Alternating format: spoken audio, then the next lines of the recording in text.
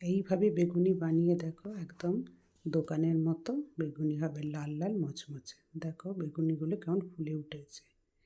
তার জন্য আমি নিয়ে নিলাম একটা বেগুন, তাকে গোল গোল করে কেটে নিয়েছি। একটা বাটিতে আমি নিয়ে নিলাম 1 বাটি বেসন, 1 চামচ চালের গুঁড়ো, কালো জিরে, হলুদ, নুন, স্বাদ মতো লঙ্কা, পোস্ত। এবার এটা ভালো করে ফেটিয়ে নিলাম আমি। এবার কড়াতে তেল দিয়েছি, এতে একটু নুন দিয়ে দিলাম যাতে তেলটা কম টানে বেগুনিগুলো ভাজার সময়।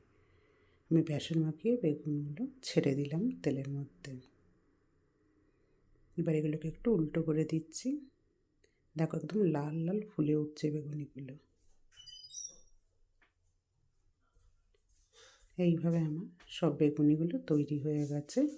কেমন লাগলো তোমরা জানিও।